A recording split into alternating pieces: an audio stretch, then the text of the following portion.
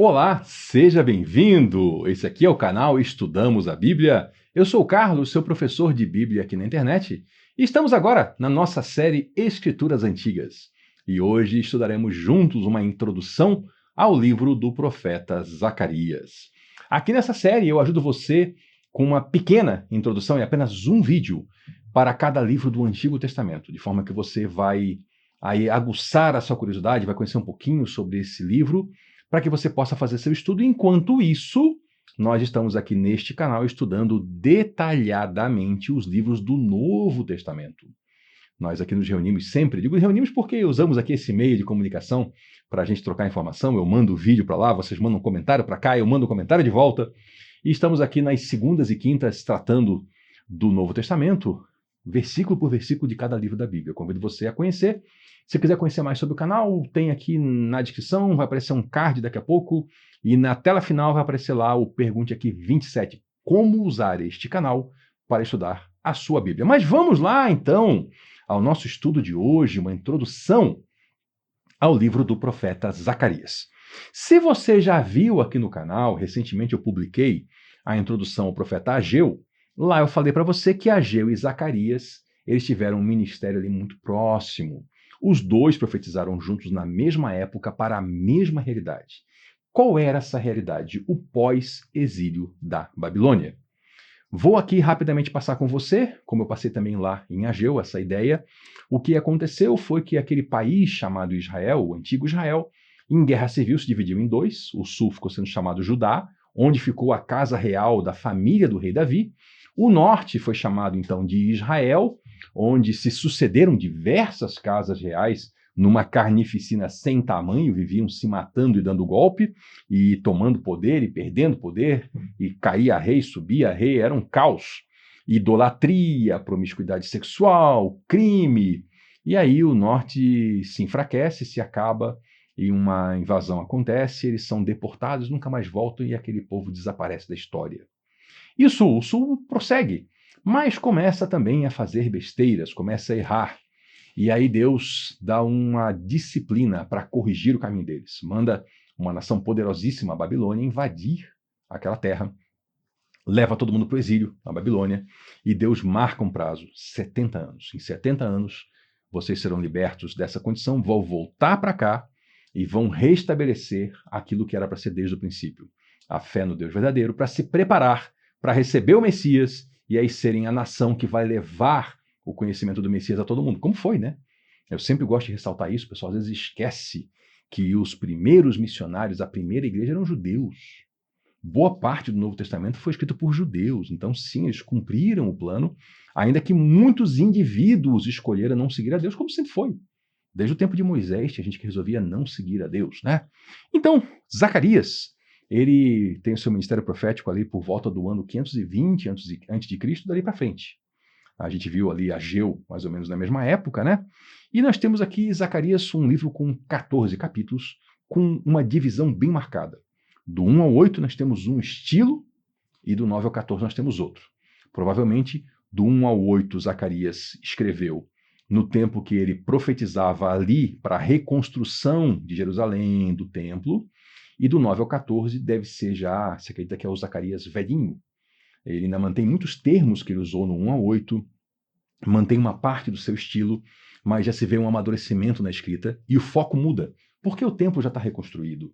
Então agora ele muda o foco, onde ele vai realmente profetizar sobre coisas lá de outras nações, os tempos do fim. Veja que nesse tempo Jesus não tinha nem vindo ainda, e Zacarias já profetiza, ali do 9 ao 14, sobre a volta de Jesus, coisas que eu e você ainda aguardamos. Veja como o Antigo Testamento tem coisas para nós. Claro, o Antigo Testamento ele é para nós. O cumprimento da lei do Antigo Testamento é que não é para nós. Mas ele é palavra de Deus para nós, né? E tem ainda palavras para se cumprirem ainda na volta de Jesus. Então, o que foi esse Zacarias? Zacarias, filho de Ido? Não, Zacarias, filho de Berequias. Não, filho de Ido, filho de Berequias. Peraí, que confusão que é essa? Zacarias, o pai dele, chamava-se Berequias. E o pai do Berequias chamava-se Ido. Só que Zacarias é retratado muitas vezes como filho do vô dele. Isso acontecia muitas vezes quando o pai morria e o avô que criava o filho, mas especialmente quando o avô era uma figura proeminente, uma espécie de um fundador de uma casa, né, de um grupo mais interessante. Então ele era conhecido das duas maneiras, né? E também porque a expressão filho de, na cultura hebraica, designava descendente de. Jesus, filho de Davi! Ah, mas não é filho de José? Não, descendente de Davi, entendeu? Por isso essa dupla filiação, filho de Ido ou filho de Berequias. E, bom, vamos lá. No comecinho ali do livro dele, ele tem muitas visões noturnas. Ele relata, né? Olha, no dia tal, na época de tal rei, a palavra do Senhor veio. E aí ele fala, estava eu à noite, e aí no dia tal veio a palavra, durante a noite tive uma visão. Que são então as visões noturnas. E são visões, muitas delas são simbólicas, né? Ele vê situações, Senhor, o que é isso? E aí vem uma explicação do que está acontecendo. E no capítulo 1, né, já é falado também dos 70 anos. Essa história dos 70 anos foi o seguinte: quando o exílio foi começar, um profeta chamado Jeremias anunciou: vão ser 70 anos. Quando estava chegando no final dos 70 anos, um outro profeta chamado Daniel disse: olha, estava estudando aqui a Bíblia, não usa o termo Bíblia, né? Mas estudando os livros, Jeremias, e entendi que estava chegando ao fim dos 70 anos. Zacarias já fala depois dos 70 anos, mas ele também fala nesse período de 70 anos, né? Fala depois disso. E aí várias visões, vários símbolos, alguns símbolos a gente não entende se não tiver uma explicação, porque não são da nossa cultura. Um deles eu tenho que lhe explicar, porque dá uma confusão, na nossa cultura é tão diferente isso, chifre.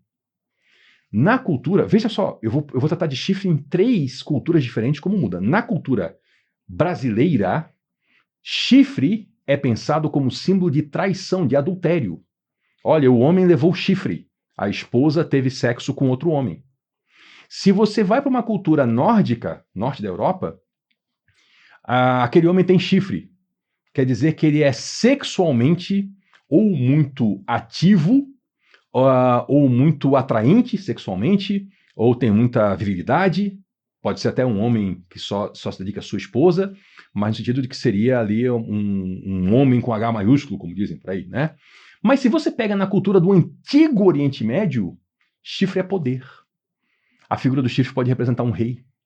Então o sujeito tem uma visão lá, vi 4 chifres, quer dizer, 4 reis se levantaram.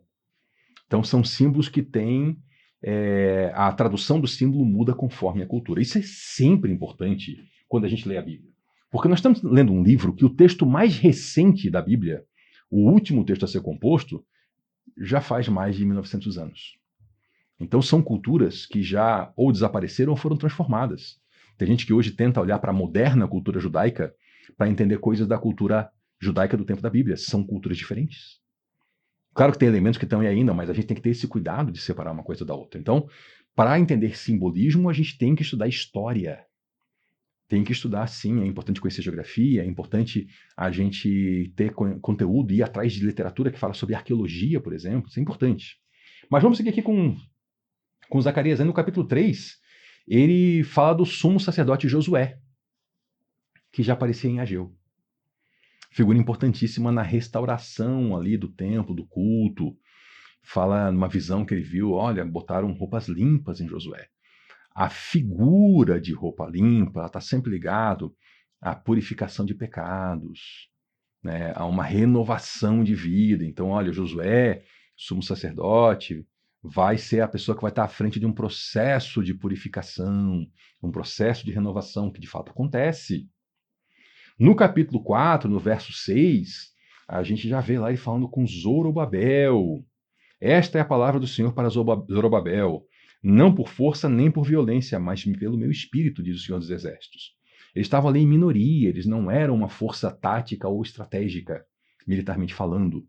Mas o Senhor garantiu que seria reconstruído o templo, eles tinham que fazer a parte deles. E o que não tivesse no alcance deles, Deus faria de maneira miraculosa. Deus abriu portas. Governantes pagãos doaram material para fazer o templo. Imagine. Coisas de Deus. Então não seria por uma força ou por uma violência, mas pelo Espírito do Senhor. E quem é esse Zorobabel? Bom, eu lhe contei em Ageu, mas vou contar aqui de novo, que é importante. Esse Zorobabel, filho de Sealtiel, ele era o governador de Judá, nomeado pelo rei da Pérsia. Não há uma figura ali, um governante local, só que muito mais do que isso. Ele era o legítimo herdeiro do trono de Judá. Ele era descendente do rei Davi.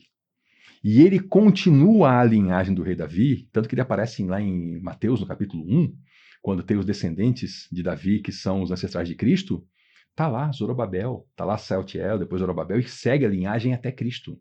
Então, tem palavras para ele também, como governante, palavras de incentivo, palavras de exortação, para continuar aquela caminhada, continuar aquela reconstrução. Aí vai seguindo essas profecias, no capítulo 7, tem a fala sobre jejum. E o profeta denuncia que o jejum do povo não era um jejum que Deus mandou fazer e muito menos agradava a Deus. Era um jejum muito mais para eles mesmos, um jejum de formalidades, né? Um jejum ali de aparência, vamos dizer assim, né? E aí o Senhor manda cessar esse jejum. Esse é chamado de o jejum do exílio, que eles criaram um rito de jejum lá no exílio, como se fosse até um mandamento de Deus, mas enquanto eles faziam esse jejum, eles não faziam as coisas corretas, né? Esse jejum, ao mesmo tempo desse jejum, eles não demonstravam misericórdia e compaixão uns pelos outros, não cuidavam do órfão, da viúva. E o profeta fala, para que jejuar? Para que querer fazer uma religião aí e ter um sofrimento para mostrar alguma coisa para Deus, se o que está no seu alcance você não faz? Não está cuidando do órfão, da viúva? Isso acontece hoje também, né? Tem igrejas cristãs, muito jejum, e a viúva está passando fome ali na igreja. E o órfão do outro lado da rua está passando fome. E cadê a religião pura e imaculada de Deus, que nos é ensinado lá em Tiago, que é visitar os órfãos e as viúvas nas suas necessidades? Hoje a gente pode ampliar isso, né? Nós temos os idosos que não tem ninguém por eles, nós temos aí os deficientes físicos e mentais que não tem ninguém por eles.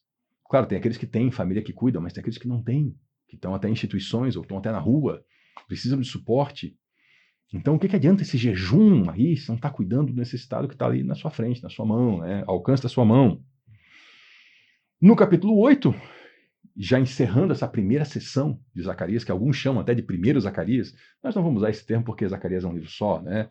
Primeira sessão de Zacarias, ele fala no capítulo 8 sobre bênçãos sobre Jerusalém e as nações indo para Jerusalém para fazer culto a Deus, lá outras pessoas buscando o Deus de Israel. Estamos aqui eu e você hoje, que não somos do povo de Judá, somos de outros povos e estamos aqui buscando o Deus que foi revelado lá a Israel. O verso 23 do capítulo 8, eu quero destacar aqui. Assim diz o Senhor dos Exércitos, naqueles dias... Aliás, eu pulei, não é o 23 não, não é o 23. Sim, é o 23. Naqueles dias, 10 homens de todas as línguas e nações agarrarão firmemente a barra das vestes de um judeu e dirão, nós vamos com você, porque ouvimos dizer que Deus está com o seu povo. Como é muito comum em profecia, duplo cumprimento. Um cumprimento mais simbólico, falando das nações que se voltaram então para o Deus de Israel, de uma maneira simbólica, como se agarrassem ali na roupa de um judeu. Nós temos ali pessoas se agarrando a Cristo, né, um judeu, pessoas se agarrando aos apóstolos e querendo servir a Deus. E nós temos um segundo cumprimento também lá no fim dos tempos, onde Israel terá um papel importantíssimo. Eu falo lá, pode ser amanhã, né? Papel importantíssimo, e que serão, sim, evangelistas de todas as nações. Estão lá os 144 mil selados de Apocalipse, mostrando isso. Se você tem dúvida, tem um Pergunte Aqui também, onde eu falo sobre isso. Agora eu lembrar do número, é 26. Pergunte Aqui 26, aqui no canal, onde eu falo sobre os 144 mil selados. E começamos a segunda sessão do livro de Zacarias. Agora vamos pensar no Zacarias velhinho. O templo já foi reconstruído, todas aquelas exortações que ele deu lá, do 1 ao 8, e Ageu também, nos seus 2 capítulos, o pessoal botou a mão na massa e refizeram o templo, restauraram a adoração, os sacerdotes voltaram a ministrar no templo, e aí a religião interior de cada um no povo de Israel, ela é reacesa, aquela chama, e o povo vai se preparando então e formando um caráter nacional para a volta do Messias. Importantíssimo aqui ressaltar que o que levou ao exílio foi a idolatria, foi se voltarem para outros deuses. No pós-exílio, isso nunca mais acontece. A transformação é tão radical da nação de Israel que não existe mais na história desse povo, depois disso, eles se voltarem para falsos deuses. Eles se voltam para si mesmos, né, na idolatria de si mesmo. Muitos fariseus lá querem ser importantes, mas não tem mais aquela figura de eles adorarem uma estátua de um deus estrangeiro, de Baal, aquilo lá fica para o passado. E aí nós temos aí o Zacarias agora, vamos pensar no Zacarias idoso, profetizando a partir do capítulo 9. E eu quero ressaltar aqui o verso 14, Então o Senhor aparecerá sobre eles, sua flecha brilhará como relâmpago. O soberano Senhor tocará a trombeta e marchará em meio às tempestades do sul. Isso aqui é tratado por muitos comentaristas como uma profecia sobre a volta de Jesus, quando todos o verão. Não uma profecia específica só para Israel, mas para toda a terra. Não vou ler aqui a profecia toda, mas eu queria despertar sua curiosidade para você estudar o livro de Zacarias e ver ali que ele já tinha um vislumbre, uma visão profética da volta do Messias que ainda não tinha aparecido pela primeira vez. Vamos um pouquinho mais adiante aqui, vamos ao capítulo 11, vejamos aqui os versos, primeiro 13. E o Senhor me disse, lance isto ao oleiro, o ótimo preço pelo qual me avaliaram. O que está acontecendo aqui? Porque logo antes ali, 11, 12, o Zacarias foi lá, e ele era profeta, ele estava servindo ali como profeta, e servindo ao povo no ofício santo, e ele falou assim no 12, se acharem melhor assim, paguem-me, senão não me paguem. E aí pagaram 30 moedas de prata pelo ofício dele de entregar a palavra de Deus. E aí o Senhor disse no 13, lance isto ao oleiro, o ótimo preço pelo qual me avaliaram. Por isso tomei as 30 moedas de prata e as atirei no templo do Senhor para o oleiro. Você já viu essa cena aqui? Já viu? Lembrou alguma coisa? Judas, lá depois que traiu Jesus. Por quanto que ele vendeu Jesus? 30 moedas. Olha aqui o Senhor falando para Zacarias. Lance isso ao oleiro, o ótimo preço pelo qual me avaliaram. Está vendo aqui um cumprimento profético lá? Judas nem sabia.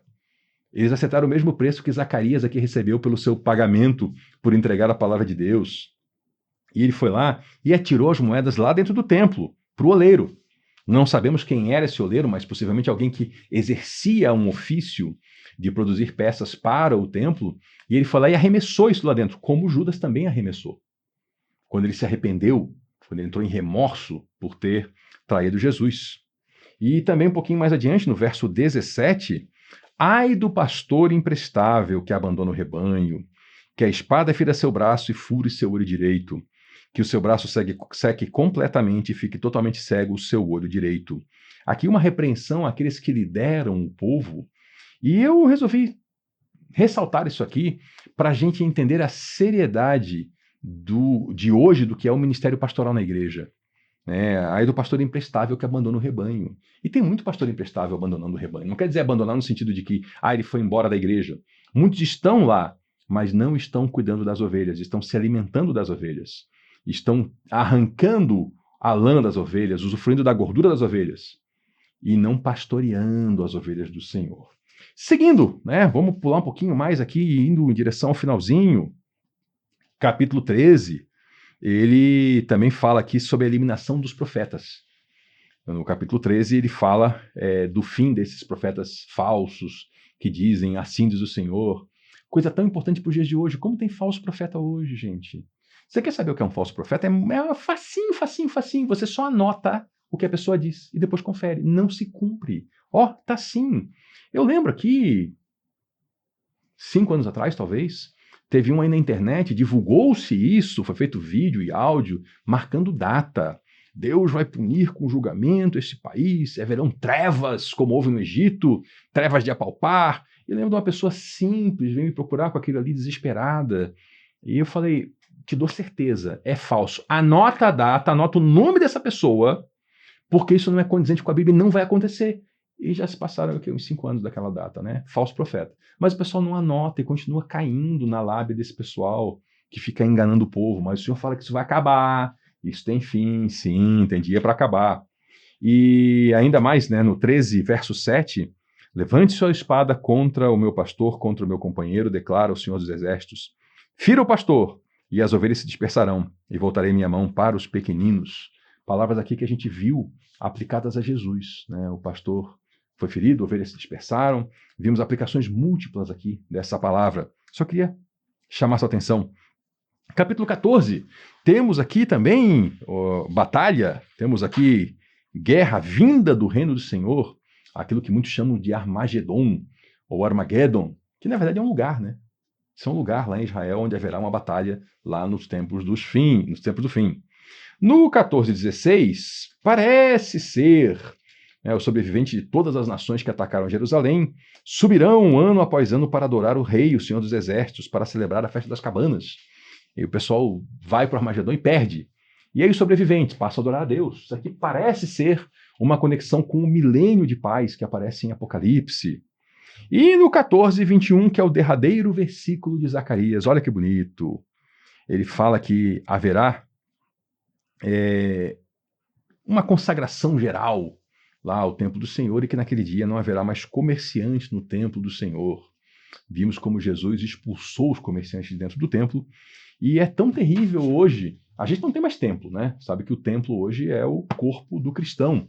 Mas como é terrível hoje em dia o comércio ligado à religião. Houve no passado o comércio de bugigangas, né? Se vendia tudo quanto era artefato, tudo quanto era coisa, como se aquilo melhorasse a vida de alguém. E hoje é um comércio da fé, né? Uma vez eu vi uma pessoa fazer uma comparação curiosíssima, né? Falou, olha, na Idade Média se vendia lugar no céu, hoje se aluga lugar na terra. Aí eu falei, como assim? Não, na Idade Média o pessoal pedia um dinheiro para garantir um lugar no céu, e hoje não, hoje você, não, o céu está garantido, mas se você quer prosperar aqui na terra, tem que pagar todo mês um dinheiro aqui na igreja. Então hoje se aluga um lugar na terra. Pensei, puxa vida, tá feio o negócio assim, né? Tá feio o negócio, onde o que caracteriza hoje uma igreja evangélica, uma religião cristã, se você perguntar para uma pessoa por aí, o que é um evangélico aí? Ah, aquele pessoal que ou está arrancando dinheiro de alguém ou está tendo seu dinheiro arrancado. Triste isso, né? Mas o Senhor promete que esse comércio vai acabar e isso enche o nosso coração de alegria. Então, aqui brevemente uma introdução a Zacarias. Você viu quantas vezes eu fiz menção aqui a Jesus, porque nós temos que sempre ler o Antigo Testamento com um olhar lá no Novo, né? Que é para isso que o Antigo foi feito, para apontar para o Messias, para Jesus. E isso é importantíssimo. Então, leia a sua Bíblia. Se você tiver uma Bíblia de estudo, melhor ainda, estude Zacarias. E, enquanto isso, acompanhe aqui os nossos estudos do Novo Testamento. Segunda-feira estamos de volta aqui, segundas e quintas, mas na segunda estou aqui de volta com você para seguir nossos estudos. Muito obrigado pela sua companhia. Volte na próxima, porque aqui nós estudamos a Bíblia. Até lá!